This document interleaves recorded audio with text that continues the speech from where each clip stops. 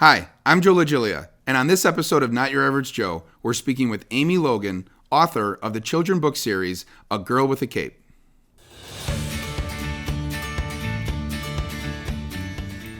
Hi, everyone, and welcome to another episode of Not Your Average Joe, powered by Mortgage Message. My name is Joe LaGilia, and today I'm joined with Amy Logan, author of A Girl with a Cape. Amy, welcome to the show. Hi, thanks so much for having me, Joe. I'm excited to be here. So excited, and we were just talking before we went live. There's so many people we know connected in the community, and I'm excited for you to get connected to more people in the community. That would be awesome. Yeah, so first, just to start out, kind of tell everybody who you are and what you're all about. Okay, well, my name is Amy Logan, and I am a children's book author. Well, first, my husband will be mad. I'm a wife. There you go. And a mother of two, but I write children's books, and I visit schools doing assemblies and preaching the power of our individual everyday kindnesses and how important that is. So exciting, and so much. That's such a great jump off to the interview, because so much of what we're going to talk about today is surrounding around that encouraging kindness in the community.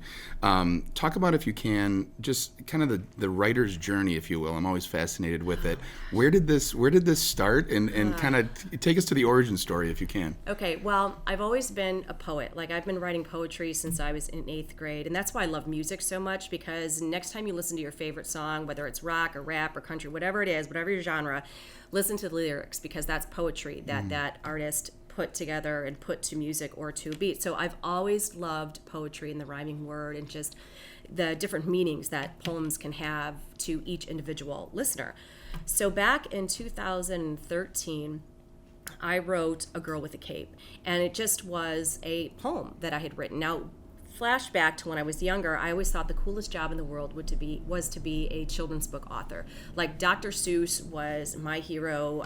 All that rhyming, the funness of the books that were put out through Dr. Seuss, that's always what I wanted to do. But you get told, like, well, you don't just go to school to be a children's book author. You have to do something else. You have to find something else. So when I wrote this poem, and the more I read it to people, the more they were like, oh my gosh. And I thought, this is a bucket list of mine to get this published into a book. And I thought, if I can make this into a book, and even if even if I only sell one, then that's okay, because people will be getting this book for Christmas, for Hanukkah, for anniversaries, for Valentine's Day, for everything else. It was a bucket list thing that I wanted to do.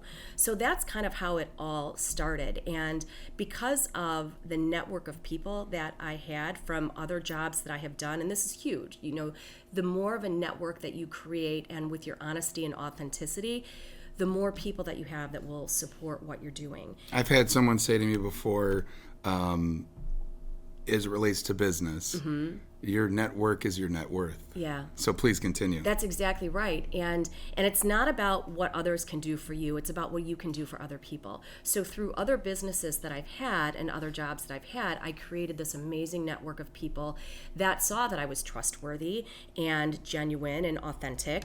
And so when I first had this idea for this book, I reached out to them and said, hey, and a lot of them were principals and school teachers and superintendents. And I reached out to them and said, hey, I have this idea for a book. It goes along with social emotional learning. It goes along with kindness and the characteristics that schools want to have. Would you be willing to have me in and to share this? So I kind of did the research ahead of time before putting the money in to print this book. And that was huge for me, because every single person said yes. And from then, it just kind of snowballed. And here we are, 7 books later. Wow. And I feel bad that I have so many author friends that they're like, I'm on book 15. I'm like, I'm on book 7. But it's still an amazing feeling that just kind of morphed into all these stepping stones. And I think what people don't realize is every part of your life is a stepping stone. You may not be exactly where you want to be in that moment, but that doesn't mean that you're going to stay there. It's a stepping stone to the next adventure that you're supposed to be on. I love it. I love the visual that you just gave there, as far as the journey and selling out to the journey, selling out to the long game, so to speak, realizing whatever you're going through in the moment can certainly be something that you needed to go through to have a future story to tell. Yes. So 7 books later, it's still amazing, because I think I've always said, and I'm speaking to myself, Amy, right now, that there's a story inside of all of us. And I think there's a story to be written and to be shared, but you took that initial journey, that initial leap. Just in this moment of the interview, speaking to someone in the audience that's watching that feels that they're Amy from 2013, what encouraging word would you say to them to say, take that leap? If you don't do it now, you're never going to do it. You might as well do it. So I brought, just to show you. Yeah. I hope I brought it. Gosh, I'd like to be more prepared than what I am. So this is the book, Girl of the Cave. Love it. And it's so funny that, and this might be huge for some listeners. I have so many people that say, Amy, that's so cute. You wrote a book and you have a daughter. Is it about your daughter? Like, is it about how she's so super? And my daughter, she is really super. She's amazing. But I always feel bad saying, no, it's kind of about me. It's kind of like a autobiography minus some really fun college stories. But it's about how I was feeling that I was not big enough, powerful enough, popular enough, financially wealthy enough in order to have an impact. And what I realized through all of those stepping stones is that you don't have to be any of those things to have an impact. You are somebody's environment at every moment. My kids are not always happy with that I'm their environment, but you are always somebody's environment, and somebody needs to hear a kind word from you. And we're not always on the receiving end of that kind word. I could be walking through TJ Maxx, which I should be getting paid by TJ Maxx because I talk about them all the time, my favorite store. And I could see somebody, and I'm that weird person that will go up to them and say, oh my gosh, you look amazing in that outfit. Now in my head, I'm thinking, okay, did she get it on sale? Am I too old to wear something like that? All these thoughts are running through my head, but to me, again, that's no big deal. But what I don't know about that person who I'm giving the compliment to is maybe they're a single mother who's out for her first job interview, and she's never been told she looks pretty a day in her life. And for a complete stranger to go up to her and say how amazing she looks, she may walk a little bit taller, walk into that interview, and who knows if she's going to get that job, but there's something to be said about confidence. And I had no idea the impact that I might have had on somebody else. That's what this book and this message is all about. Wow, thank you for that answer. I mean, I think it totally encapsulates just the why behind you, why you did this, and the impact that you've already made. I mean, I kind of want to touch on that. First off, the whole direction of bringing kindness into the world. I think it's fair to say that this moment in history, we need it now more than ever. And I think that you being a beacon of that light is really important for us to lift up. And so from your perspective, in addition to kind of what you just shared, where does that come from for you? Where does that drive to share kindness, to share encouraging words, where does that come from? On a personal note, everybody is all anti-bully. And I hate that term, anti-bully, and I hate it's a strong word, but I am not anti-bully. I am pro-kindness, and there's a huge difference. But I would say that growing up, if somebody said, oh my gosh, Amy, were you bullied? And I would say yes. Now, my parents would look at me and say, oh my gosh, Amy, are you kidding me? You were very well liked. You had a good social network of friends and all this. But what people don't realize is that sometimes our biggest bully is ourselves. And especially in today's day and age with all of the social media, like at least when we were growing up, and I'm older than you are, but so when I was growing up, we didn't have, the computer was first okay, I'm not going to go there, but you could leave school. It doesn't mean that you could get away from your own thoughts, because believe me, I could not get away from my own thoughts that I wasn't good enough, I wasn't as pretty, I wasn't as popular, I didn't get as good, as many good grades as this person, that person, that person. But now what's so hard is that people can't shut it off even more because they're constantly having that phone on them.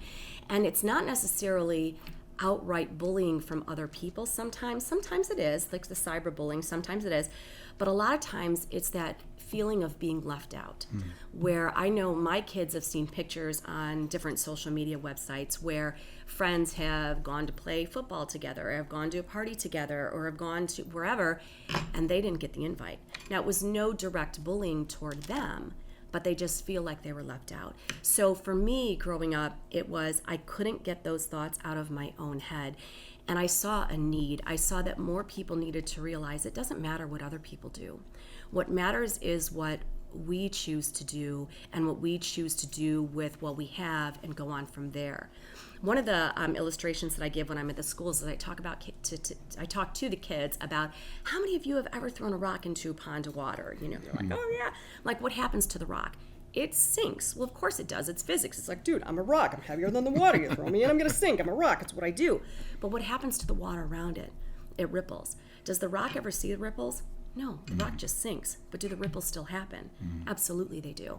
That's where the need for this book came from my own feelings of inadequacy growing up and feeling not good enough, even though the world didn't tell me that I wasn't good enough. But I had those own images in my head. So this is my story to reach out to more people to say, you are good enough, you're exactly where you're supposed to be, and the people on your path, like it or not, they need you. So I really love where you've brought this conversation, and two things I want to kind of touch on of what you just shared. I think, just speaking, reflecting on my own personal life, without question, and I guess maybe I've never shared this, but without a doubt, looking back, you could say there was moments in my life that bullying mentality existed. And I think where it really came to light for me, Amy, was when I became a new parent. Yeah. And you start thinking of kind of bigger than yourself, of thinking, oh, I want to protect my kids. I want to make sure they don't have, but to your point, you can't really put them in a bubble. Right. And so how do we empower them to have the self-esteem, to have the know-with-all, to navigate through these moments? I think that's what you're doing, and I think that's so powerful, especially in this moment. So thank you for that. Yeah, thank you. I just wanted to share that antidote. But also, I want to take the conversation to the fact of you speaking to these kids in the schools. Just kind of talk about how that kind of component of this moment of becoming an author has catapulted you into being this speaker that goes around to schools and speaks and provides this encouraging word. It is the most amazing thing I've ever done. Now, first of all, I'm not going to lie. Sometimes I walk out with a big head because I'll shake the kids' hands, like this was pre-COVID. And the kids would be like, oh, I'm never washing my hands again, And I'm like, the kid behind you just picked his nose. I saw it. You're probably going to want to wash that hand, and I'm going to go sanitize as well. That's great. But some of these kids and some of the schools that I've been to, and so before that, these kids, and it's what I thought when I was younger too, is that authors, like illustrators, actors, they all come from California.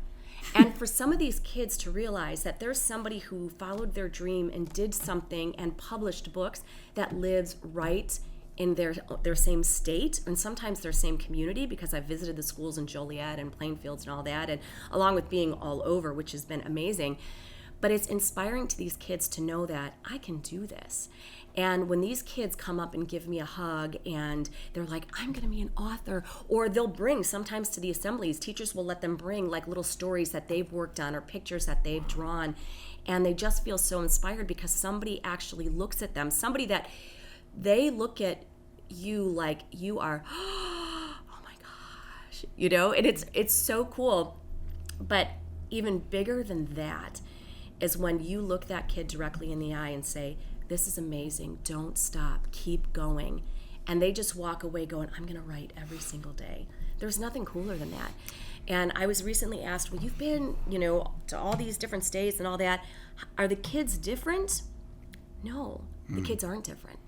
All these kids want is to be loved, to be made to feel important, to be acknowledged. That's across the board what these kids want. And when you can give them that, I think that will help catapult them. Yeah, so good. I loved visiting your website. I love visiting your Facebook because you do a really great job of documenting your journey. Yeah, thank you. And I'm a big fan of that because it allows people to kind of come alongside with you and champion you, while you're encouraging others. Looking at kind of what you just shared, is there anything specific with obviously, whatever you care to share of about a specific moment that's maybe happened along that is unforgettable for you? Yes. It always goes back to this one little girl. Excuse me. So I get letters in the mail sometime. I get fan mail. And my kids will be like, Mom, it's from first grade. I'm like, I don't care. I get fan mail, and that's so important. And this one little girl, she might have been a third or fourth grader, and I still have the letter. I keep everything that I get. I have boxes and boxes full. And the important thing about that is that when I feel like, oh my gosh, I have so much further to go, I look back at those boxes and my voice tells me now inside my head, it says, but Aim, look how far you've come. So this one letter from this one little girl, she wrote, she said, Dear Amy Logan, that's what they call me. It's not like I'm Madonna or Prince. It's like I have two names, Dear Amy Logan. You came to my school and I was so excited, and the spelling is all, goofy because they're little. But I was excited to hold the door open for people after you left. And I thought, oh my gosh, I'm so excited. Like, I'm reading this letter, I'm so excited. And I continued to read and it said, but nobody said thank you. And my heart, Joe, my heart just broke. I thought, am I lying to these kids, telling them that when they do something kind, everybody's going to notice? I mean, it's going to be huge and it's going to be impactful. So I was angry, and I'm like, who's not saying thank you to my, little girl? And I was mad, but I kept on reading, and she wrote, but I didn't care because it made me feel good to do something nice. Wow. That's when I thought, she got it. She got it. That's what it's all about. It's not about what other people do. It's about what we choose to do, whether it's recognizable or not. It's so that when you can go to bed at the end of the night saying, you know what, I have nothing to be regretful about. I have nothing to be shameful about. I helped somebody. I did my best. And I feel pretty good and proud of myself. Even though you can sometimes feel sad that it wasn't recognized, or maybe, a friend didn't talk to you that day or whatever, but you still feel that you've done good. Yeah. And she got it. Well, I think as you're sharing that story, I'm thinking to myself that you're the stone, and one day we'll all know the ripple of that little girl. I hope so. Absolutely, absolutely. So. I was so excited to find out in meeting you that there's a incredible event that you are behind. Yes. And it's amazing that meeting you about the book and the author journey, not even realize that you're the founder of this event. So if you can, share with everybody the excitement of what you put on every year. Oh my gosh. So we founded this event. My husband and I co-founded. Well, I founded it, and he just hopped on board. Absolutely. Sorry, Vince. I'm going to throw him under the bus. The Kindness Gala. And it started because of this book here, my third book, A Girl with a Pink Cape, which we are completely sold out of. So this is like my last copy, which is amazing, but also kind of sad. Yeah. So this book is a tribute book to my sister, who passed away in 2014 from breast cancer. And while she was going through all of her treatments, she was a single mom. While she was going through all of her treatments, there were these amazing organizations who were contacted by friends of hers that would help give her rides to and from treatment when family members weren't available, that would provide a full-blown Christmas filled with gift cards, with mortgage payments, electricity payments, for her and her daughter when we couldn't, because we have our own bills and our own financial responsibilities, so we couldn't give as much as we wanted to, But there are these amazing organizations out there that provide this. But when you're in the trenches, when your family member or a loved one is going through something so traumatic, you don't know the resources to reach out to, but other people did. And it was amazing. So when this book came out, I already had a pretty decent following with the original books, The Girl with the Cape. So I thought, rather than do another book signing, hey, here's my book, we thought, let's do something to use this book as a platform and to raise money for local organizations that give back to people in crisis right here in the community. And just like people did for my sister. And so that's exactly what we did. We started the Kindness Gala in, I think the first year was 2015. My husband, he wanted to call it Kindness Con. I'm like, no, we're not calling it Kindness Con. We're going to call it a gala because, and part of it, Joe, funny story, is that, excuse me, is that when we were discussing the idea about doing a gala, I said, you know what? Nobody's having galas anymore where we all get dressed up in tuxes and dresses, and it looks like the only place we went was Chili's, and It would look pretty silly if we would go to Chili's all decked out. And then I thought, well, maybe people are having these events. We're just not being invited to them. So I said, rather than play the victim, we're going to start our own Kindness Gala. And that's exactly what we did. So we started it in 2015 was the first one. We've done it. We didn't do it last year because of COVID. This year we did it. We sold out 240 tickets. Wow. And all of the profits that we receive after we pay the venue and pay for the event, all of the profits that we receive from this event, we split between the organizations that we honor. And they're not organizations that do research. I mean, research is needed. We need research to, help with, medicines and all of that. But more importantly, just like my sister, she needed help immediately. There are so many people in our community who are suffering with cancer, leukemia, maybe their house burnt down and they need immediate assistance right now. So that's what we do. We seek out organizations that are locally funded by, or they're started basically mom and pop organizations where they had a tragic event happen in their life. And they started this to honor their loved ones, same way we did this to honor my sister Michelle. And they're not being funded by big corporations. They're being funded by people in the community. So that's why we decided to start this. And every year we've raised thousands and thousands of dollars to give back. And it stays within, we've done Plainfield, Joliet, Tinley Park. We had a kid at this last gala. His name is Ryan. And this is the first kid that we've honored. He was 9 years old when he started the backpack project. He saw a need, and that's what it is. You see a need that I can fulfill this need. Driving downtown Chicago, saw homeless people and decided that he would go and collect used backpacks and fill them with mini shampoos and hairbrushes and granola bars and things like that and hand them out to people on the streets. He's 14 now. And he has his own organization called the Backpack Project. And so we honored him at the event as well. And we had him walk around with a backpack to all of the tables. And we just invited guests.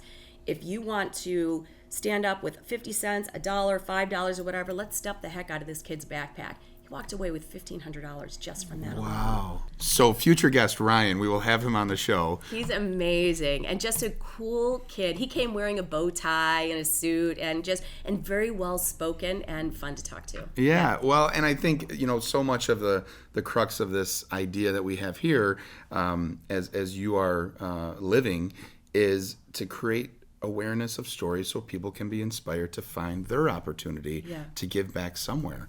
Just like this young man Ryan did. So so exciting. I also I would be remiss if I didn't mention how great it is to be with a fellow cover story of the Plainfield Neighbors magazine.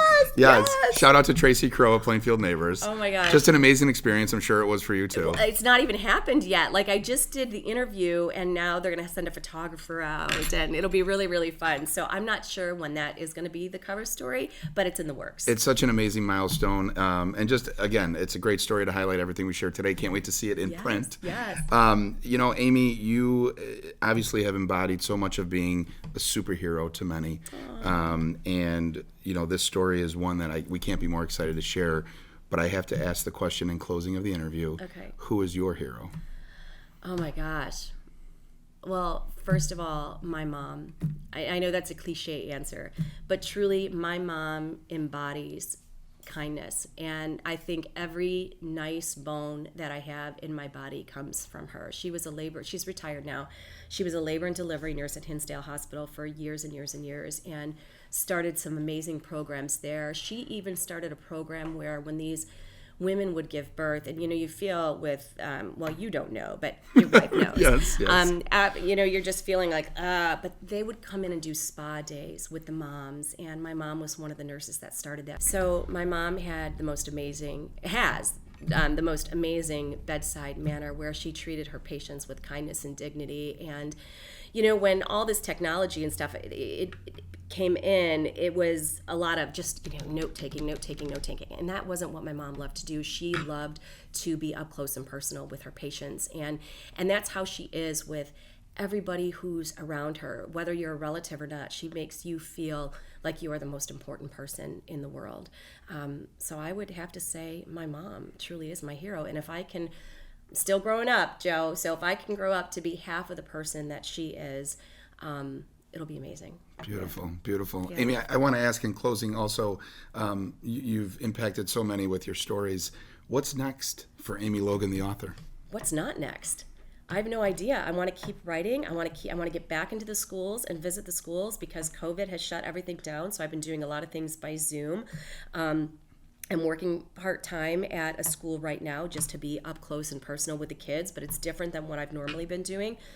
So I would love to put out more children's books and keep visiting these schools and having an impact. And I think that's what my mission is in life, is to remind people of how important they are. Thank you, Amy, for being a real community hero in our community. We really appreciate you for being here. I appreciate you for having me, Joe. Thank you so much. Absolutely. And thank you to our audience for tuning in to another episode of Not Your Average Joe, powered by Mortgage Message. We'll see you next week, everyone. Take care.